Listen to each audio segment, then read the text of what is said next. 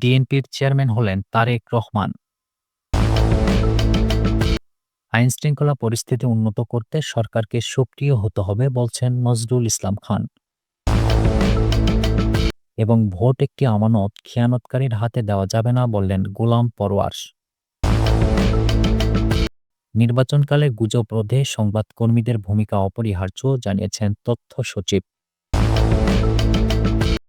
এবং সর্বশেষ জানাবো, নাগরিক সেবা সহজ ও জনবান্ধব করতে সমন্বিত উদ্যোগ জরুরি বললেন ফয়েজ তৈয়ব। শুনছিলেন সংবাদ শিরোনাম।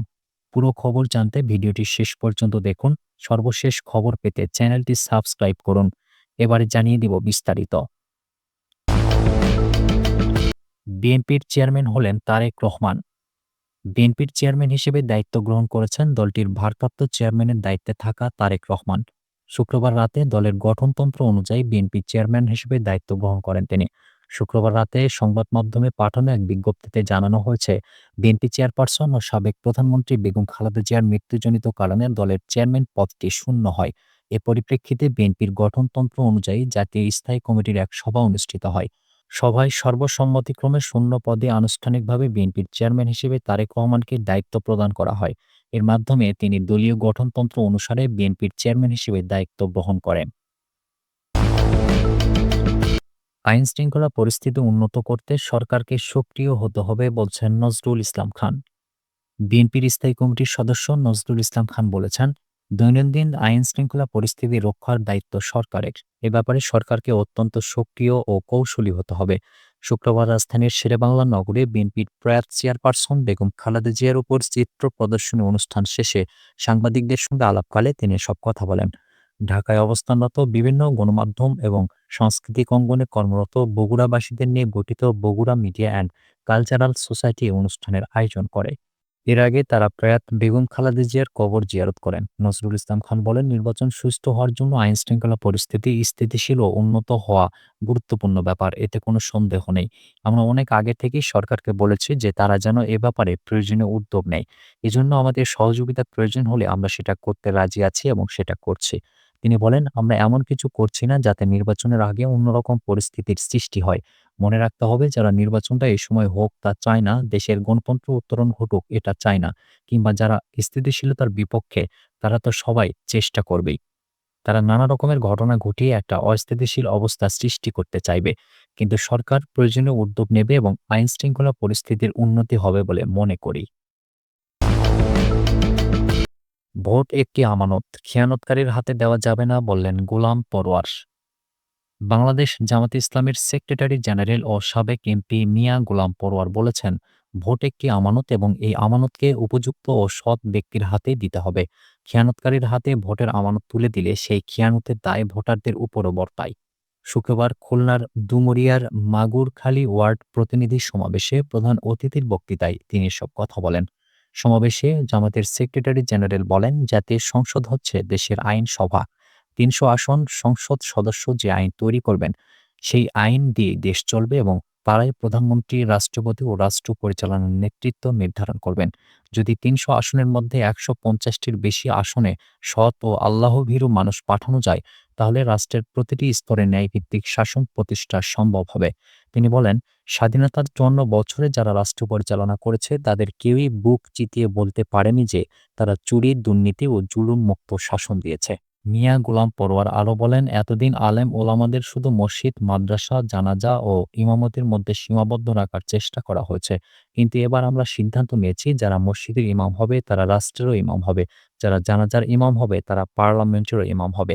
বক্তব্য শেষে তিনি দেশবাসীর জন্য দোয়া কামনা করেন এবং বলেন, আল্লাহ যেন দেশের সব কাজকে ইবাদত হিসেবে কবুল করেন এবং জাতিকে খেয়ানত থেকে রক্ষা করেন।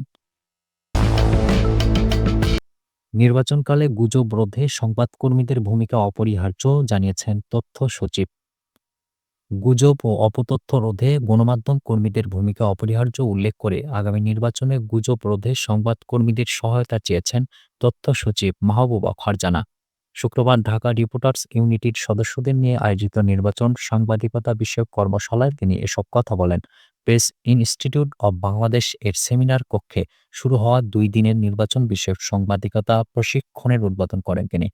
গণভোট নিয়ে সারা দেশের ভোটারদের সচেতন করতে গণমাধ্যম কর্মীদের সহযোগিতা কামনা করে তথ্য ও সম্প্রচার সচিব মাহবুবা ফারজানা বলেন, আপনাদের ক্ষুরধার লেখনী এখন জরুরি। গুজব ও অপতথ্য রোধে আমাদের সহায়তা করবেন। একসঙ্গে হাতে হাত ধরে চললে দেশটা সুষ্ঠু পরিণতির দিকে যাবে। আমরা সবাই মিলে গণভোট নিয়ে ভোটারদের সচেতন করব। সচিব জানান, প্রান্তিক মানুষকে গণভোট সম্পর্কে অবহিত করতে মাল্টিমিডিয়া ব্যবহার করে ৬৪ জেলায় ৪৯৫ উপজেলায় ভোটালাপ উঠান বৈঠক ও ১০ মিনিট ব্রিফ করছে তথ্য সম্প্রচার মন্ত্রণালয়। মোবাইল ফোন ব্যবহার করে গণভোটের নিয়ম শেখানো হচ্ছে। তিনি তরুণ, ক্ষুদ্র জনগোষ্ঠী ও নারীদের ভোটে অংশগ্রহণে উৎসাহিত করতে মন্ত্রণালয়ের বিভিন্ন উদ্যোগের কথা তুলে ধরেন। নাগরিক সেবা সহজ ও জনবান্ধব করতে সমন্বিত উদ্যোগ জরুরি বলছেন ফয়েজ তৈয়ব।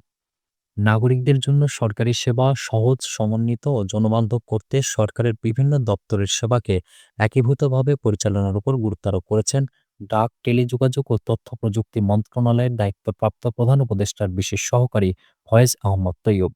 শুক্রবার কুমিল্লার সার্কিট হাউস মিলনায়তনে নাগরিক সেবা বাংলাদেশ বিষয়ক ওরিয়েন্টেশন ও উদ্যোক্তাদের জন্য দক্ষতা বৃদ্ধিমূলক কর্মশালায় প্রধান অতিথির বক্তব্যে তিনি এসব কথা বলেন। ফয়েজ আহমদ তৈয়ব বলেন, নাগরিক সেবা বাংলাদেশ সরকারের একটি সংস্কারমূলক ও সময়োপযোগী উদ্যোগ, যার মাধ্যমে নাগরিকদের দীর্ঘদিনের ভোগান্তি কমিয়ে এক ছাদের নিচে সমন্বিত সরকারি সেবা নিশ্চিত করা হবে। তিনি বলেন, আলাদা আলাদা দপ্তরে ঘুরে বেড়ানোর পরিবর্তে নাগরিকরা এখন একটি কাঠামোর মাধ্যমেই প্রয়োজনীয় সেবা পাবেন, যা সেবার মান ও দক্ষতা বৃদ্ধি করবে। তিনি আরও বলেন, স্থানীয় পর্যায়ে স্থাপিত নাগরিক সেবা কেন্দ্রগুলো হবে সরকারের সেবাদানের বিশ্বাসযোগ্য ও দৃশ্যমান প্রতিফলন। সেবা গ্রহীতার আস্থা, সন্তুষ্টি ও অভিজ্ঞতায় এই উদ্যোগের সফলতার প্রধান সূচক হবে বলে তিনি উল্লেখ করেন। প্রধান উপদেষ্টার বিশেষ সহকারী বলেন, এই উদ্যোগ বাস্তবায়নে মাঠ পর্যায়ের উদ্যোক্তারা গুরুত্বপূর্ণ ভূমিকা পালন করবেন। তারাই নাগরিক সেবা কেন্দ্র পরিচালনার মাধ্যমে সরকারের প্রতিনিধি হিসেবে কাজ করবেন এবং সেবার মান নিশ্চিত করবেন। একই সঙ্গে তিনি ব্যক্তিগত তথ্য ও উপাত্ত সুরক্ষার বিষয়ে সর্বোচ্চ সতর্কতা অবলম্বনের আহ্বান জানান। কর্মশালায় অংশগ্রহণকারী উদ্যোক্তারা জানান, এ প্রশিক্ষণের মাধ্যমে তারা নাগরিক সেবা বাংলাদেশ উদ্যোগ সম্পর্কে বিস্তারিত ধারণা পেয়েছেন এবং নিজ নিজ এলাকায় নাগরিক সেবা কেন্দ্র কার্যকরভাবে পরিচালনায় সক্রিয় ভূমিকা রাখবেন। সুপ্রিয় দর্শক, এ ছিল এখনকার মতো সর্বশেষ সংবাদ। পরবর্তী সংবাদ দেখার আমন্ত্রণ রইল।